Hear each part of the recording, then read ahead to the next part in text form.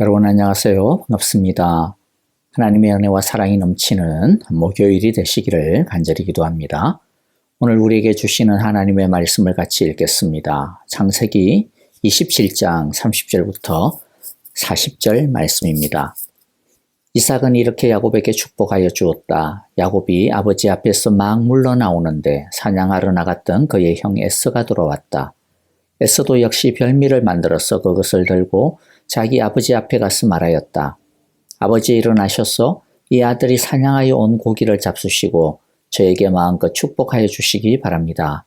그의 아버지 이삭이 그에게 물었다. 너는 누구냐? 에서가 대답하였다. 저는 아버지의 아들, 아버지의 맏아들 에서입니다.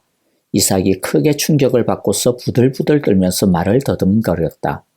그렇다면 내가 오기 전에 나에게 사냥한 고기를 가져온 게 누구란 말이냐? 내가 오기 전에 내가 그것을 이미 다 먹고 그에게 축복하였으니 바로 그가 복을 받을 것이다. 아버지의 말을 들은 에서는 소리치며 울면서 아버지에게 애원하였다. 저에게 축복하여 주십시오. 아버지 저에게도 똑같이 복을 빌어 주십시오. 그러나 이삭이 말하였다. 너의 동생이 와서 나를 속이고 내가 받을 복을 가로챘구나. 에서가 말하였다. 그 녀석의 이름이 왜 야곱인지 이제야 알 것 같습니다. 그 녀석이 이번까지 2번이나 저를 속였습니다. 지난번에는 맏아들의 권리를 저에게서 빼앗았고 이번에는 제가 받을 복까지 빼앗아갔습니다. 에서가 아버지에게 물었다. 저에게 주실 복을 하나도 남겨두지 않으셨습니까? 이삭이 에서에게 대답하였다. 나는 그가 너를 다스리도록 하였고 그의 모든 친척을 그에게 종으로 주었고 곡식과 새 포도주가 그에게서 떨어지지 않도록 하였다. 그러니 나의 아들아, 내가 너에게 무엇을 해줄 수 있겠느냐? 에서가 그의 아버지에게 말하였다. 아버지께서 비실 복이 어디 그 하나뿐입니까? 저에게도 복을 빌어 주십시오, 아버지. 이 말을 하면서 에서는 큰 소리로 울었다. 그의 아버지 이삭이 그에게 대답하였다. 내가 살 곳은 땅이 기름지지 않고 하늘에서 이슬도 내리지 않는 곳이다. 너는 칼을 의지하고 살 것이며 너의 아우를 섬길 것이다. 그러나 애써 힘을 기르면 너는 그가 내 목에 씌운 멍에를 부술 것이다. 아멘. 이삭은 하나님의 뜻을 거스른 자신의 계획에 내심 불안했겠지만 그래도 자신의 뜻대로 잘 굴러가는 것 같아 안도감을 가졌을 것 같습니다. 무사히 에서에게 축복을 했다라고 안심하고 느긋하게 쉬고 있는데 청천벽력과 같은 목소리가 들려왔습니다. 분명히 자기는 에서에게 축복을 했는데 자기가 에서라고 하면서 자기를 축복해달라고 하는 또 다른 에서가 등장했기 때문입니다. 이삭은 에서의 목소리를 재차 듣고는 자기가 속았다라고 하는 것을 지금 자기 앞에 있는 이 머시매가 진짜 에서라고 하는 것을 바로 알아차릴 수가 있었습니다. 그 순간 이삭은 큰 충격을 받았고 두려움에 부들부들 떨었습니다. 인간이 아무리 자기 꾀를 낸다 하여도 하나님이 하시고자 하시는 일을 당해낼 재간은 없습니다. 사람은 그저 하나님의 뜻에 따르고 순종하는 것이 제일 속편하고 편하게 사는 지름길이라고 하는 것을 우리는 한시도 잊어서는 안 될 것입니다. 오늘 첫 번째 살펴볼 내용은요. 이삭의 두려움입니다. 이삭은 왜 이렇게 크게 떨며 두려워했을까요? 단순히 속았다라는 것 때문이 아닙니다. 자신의 계획이 수포로 돌아간 것 때문도 아닙니다. 그것은 하나님의 침묵 때문입니다. 무슨 말씀이냐면 야곱이 자신을 속였다는 것에 대해 큰 충격을 받은 것이 아니라 야곱이 자신을 속이는 그때에 하나님께서 제사장인 자신에게 선지자인 자기에게 아무런 말씀도 하시지 않은 것에 대해 충격을 받은 것이라는 것입니다. 이삭은 하나님의 뜻을 거스르고 있으면서도 심지어 그 심각성을 자각하고 있지 못하고 있었습니다. 영적으로 어두워졌기 때문이죠. 하나님이 아무 말씀 안 하시니까 별 문제 없구나 라고 하는 것으로 착각하고 있었습니다. 아니 스스로가 자기에게 유리한 쪽으로 이 하나님의 침묵을 해석하고 있었던 것입니다. 그런데 이제 깨달은 것이 무엇입니까? 하나님의 그 침묵이 자신을 묵인하는 침묵이 아니라 하나님이 자신을 떠나신 침묵이구나. 자기를 버리신 침묵이구나 라고 하는 것을 깨달은 것입니다. 그래서 엄청난 두려움이 몰려왔던 것입니다. 신앙인에게 가장 무서운 때는 일이 잘 풀리지 않는 때가 아닙니다. 고난이 찾아오는 때가 아닙니다. 신앙인에게 가장 무서운 때는 하나님의 말씀이 들려지지 않는 때입니다. 예배를 드리기는 드리는데 하나님의 말씀이 가슴에 꽂히지 않는 때가 사실은 무서운 때입니다. 왜냐하면 형식적으로 드리는 예배가 되었기 때문입니다. 하나님이 침묵하고 계시기 때문입니다. 하나님의 말씀이 자신을 괴롭히고 아프게 하고 그래서 하나님의 말씀 때문에 고민이 너무 많아서 죽을 지경이 되는 것, 그것은 안 좋은 게 아니고요. 아주 좋은 것입니다. 하나님의 말씀이 꼭 우리를 즐겁게 하고 기쁘게 하고 용기를 주고 그런 것만이 좋은 것의 전부가 아닙니다. 우리를 긍정적으로 만들든 아니면 우리 안에 내적인 갈등을 주시든 우리의 생각과 마음과 가치관과 양심을 움직이게 하고만 있다면 하나님의 말씀에 반응하고 있는 것이기 때문에 좋은 것입니다. 그런데 하나님의 말씀을 들어도 찬양을 해도 기도를 해도 무덤덤하고 아무 생각도 없고 아무 기억도 안 남고 만일 그렇다면 그것은 마치 돌덩어리와 같은 상태인 것이죠. 그것은 둘 중에 하나일 겁니다. 적어도 친실한 크리스찬이라고 하는 가정하에서 드리는 말씀이에요. 하나는 자신이 하나님에 대해 침묵하고 있는 상태에 빠져 있든지 다른 하나는 자신이 하나님에 대해 침묵하는 상태가 이미 넘어서서 이제는 하나님이 침묵하는 상황이 되어버린 것이든지 둘 중에 하나죠. 둘 다 아주 심각한 상태입니다. 영혼의 밤이 찾아온 것입니다. 우리가 두려워해야 하는 것은 고난이나 내 뜻대로 안 되는 답답한 상황이 아니라 바로 이 하나님에 대한 우리의 침묵과 우리에 대한 하나님의 침묵인 것입니다. 그럴 때 그러면 어떻게 해야 합니까? 빨리 하나님의 말씀을 붙들어야 합니다. 그런데 침묵의 시간이 오래면 오래일수록 하나님의 말씀을 붙잡으려고 돌아서는 것도 간단치가 않다라고 하는 것을 아마 느끼게 되실 겁니다. 그런데 그럼에도 불구하고 다른 방법은 없습니다. 다른 지름길은 없습니다. 지금까지 알면서도 순종하지 않고 있던 그 말씀에 빨리 순종하는 수밖에는 다른 길이 없습니다. 왜냐하면 그렇게 돌이키는 것이 회개이기 때문입니다. 회개는 후회하고 반성하고 눈물 흘리는 것이 아닙니다. 진정한 회개는 돌이키는 것입니다. 그러므로 순종하지 않고 있던 그 말씀, 애써 외면하고 있던 그 말씀, 알면서도 무시하고 제쳐두고 있던 그 말씀 앞에 정직하게 서는 수밖에 없습니다. 순종하는 수밖에는 다른 길이 없습니다. 이삭의 경우는 무엇이죠? 야곱을 축복하시겠다라고 하는 하나님의 뜻에 순종하는 것입니다. 에서에 대한 집착과 애착, 미련을 버리고 야곱을 이 집안의 장자로 세우고 진정으로 축복함으로써 하나님의 말씀이 성취되게 하는 것만이 이 위기에서 벗어날 수 있는 말씀으로 돌이키는 유일한 길인 것입니다. 여러분, 우리에게도 이삭과 같은 순간들이 종종 있지 않습니까? 하나님을 믿는다고 하면서도 실제로는 자신의 생각을 고집하고 자신의 뜻을 내세우고 자신의 감정에 사로잡혀서 하나님의 말씀을 애써 외면하면서 살아가고 있는 때가 있지 않습니까? 그런데 하나님께서 은혜 주셔서 그때 갑자기 하나님이 찾아오시는 때가 있을 겁니다. 하나님의 말씀이 들려지는 때가 있을 겁니다. 하나님이 주시는 두려움이, 고민이, 갈등이 생기는 때가 있을 겁니다. 이렇게 계속 살면 안 될 텐데, 하나님이 진짜 싫어하시는데, 빨리 말씀에 순종해야 할 텐데, 만일 그러한 생각이 든다면, 마음이 든다면, 하나님이 기회를 주신 것입니다. 빨리 말씀으로 돌아오시기를 바랍니다. 또 때로는 뭔가 하나님이 주시는 삶의 사인이 있을 때도 있을 겁니다. 갑자기 아프다든지, 뭔가 일이 꼬인다든지, 갑자기 사람과의 관계가 자꾸만 어긋난다든지, 그런데 그런 것들이 자꾸만 하나님이 자기에게 주시는 사인인 것처럼 느껴지시는 때가 있을 거예요. 그때 우리는 하나님이 나를 짓밟으시고 계시구나라고 하는 것을 빨리 알아차려야 합니다. 우리는 할 수 있는 한 빨리 결단을 내리고 하나님의 말씀으로 돌아와야 됩니다. 우리 모두 하나님의 말씀에 대해 침묵하지 말고, 그리고 하나님의 말씀이 침묵한다라고 느끼는 그때에 빨리 말씀으로 돌아와 순종하는 삶의 진정한 예배자들이 다 될 수 있기를 간절히 기도합니다. 이삭은 두려워하였고 그래서 하나님의 뜻에 불완전하였지만은 늦었지만 순종하기로 합니다. 어떻게 순종합니까? 비록 야곱이 자기를 속이고 축복을 가로채갔지만 그러나 그것도 하나님이 허용하신 일인 줄을 믿고 하나님이 바로 잡으시는 줄을 알고 하나님에게 축복한 그 축복을 유효한 것으로 선언하는 것입니다. 에서가 자기에게 축복해달라고 전부가 아니면 반이라도 그것도 안 되면 하나라도 축복해달라고 때를 썼지만 이삭은 단호하게 그 축복은 에서너를 위한 것이 아니라 야곱을 위한 축복이라고 선언합니다. 늦었지만 이삭은 야곱의 축복권을 인정하였던 것입니다. 그런데 부족한 순종이라고 제가 말씀드렸는데요. 어떤 의미일까요? 이삭이 에서를 달래주려고 그랬는지는 모르지만 야곱에 대해 이렇게 말해버립니다. 35절인데요.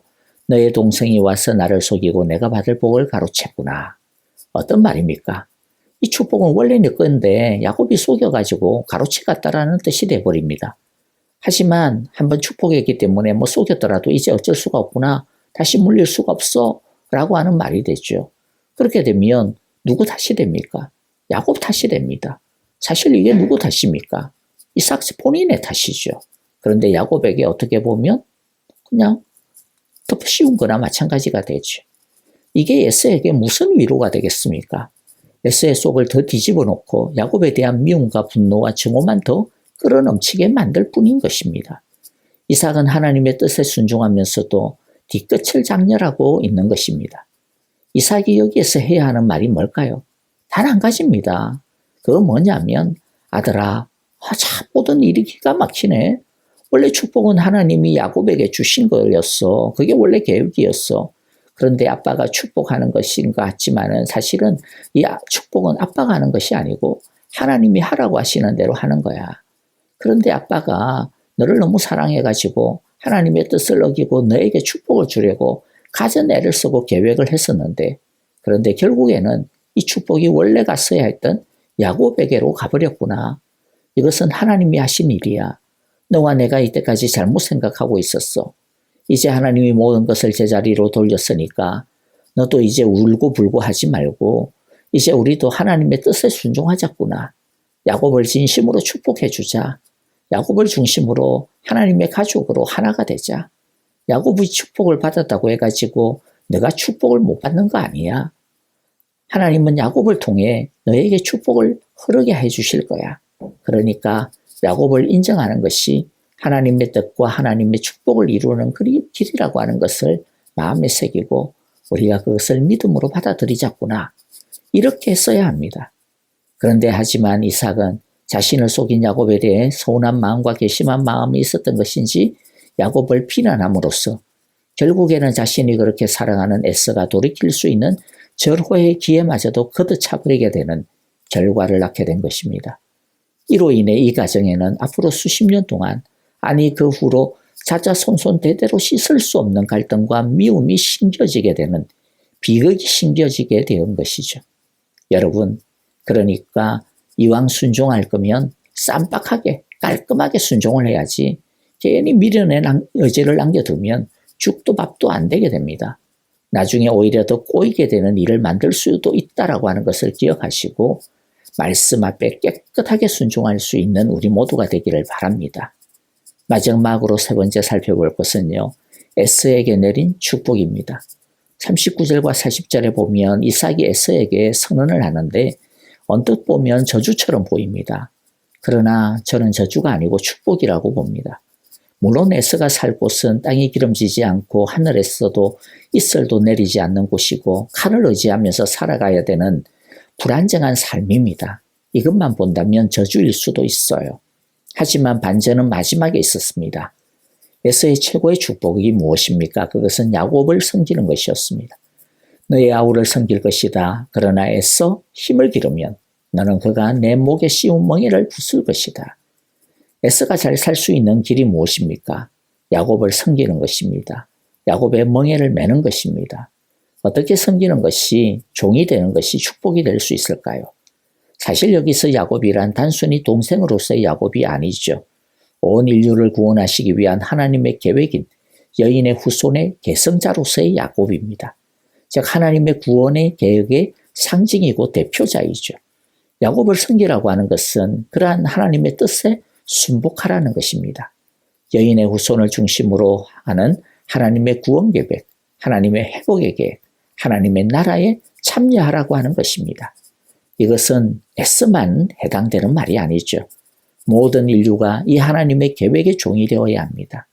사실 에서는 굉장히 자기중심적인 사람이기도 합니다. 모든 사람이 에서와 같이 다 자기중심적이죠.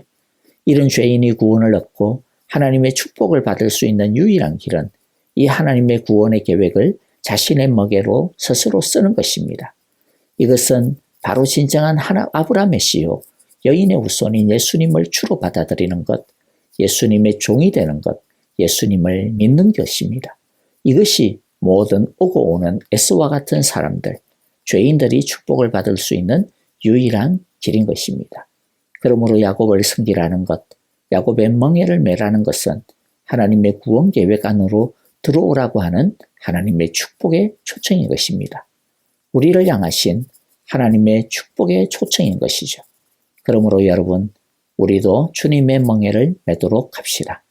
자신이 가진 칼을 의지하지 말고 자신의 깨와 욕망에 속지 말고 하나님을 인정하고 감사하며 하나님께서 나의 삶에 오셔서 인도해 주시기를 초청하는, 매일매일 하나님의 은혜만을 구하는 겸손한 믿음의 사람들이 다 되시기를 간절히 기도하고 축복합니다.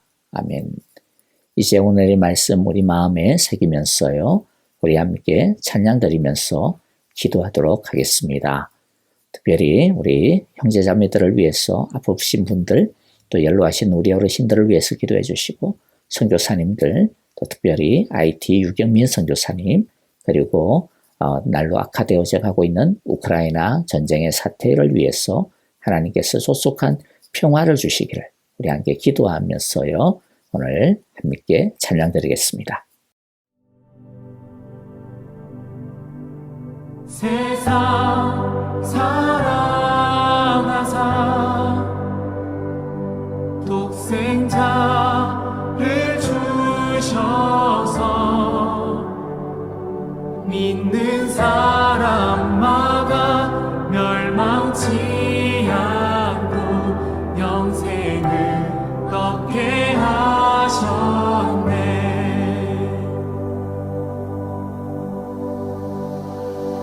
십자가 의지하니 주님만 의지하니 날 찾은 그의 사랑, 날 구한 그의 사랑, 세상 사랑하사 독생자를 주셔서 믿는 사람마다 멸망치 않고 영생을 얻게 하셨네. 주님 믿습니다. 주님을 기다리네. 주님을 기다리네. 주 말씀 기다리네. 주 은혜로 구원된다. 은혜로 자유하네. 세상 사랑하사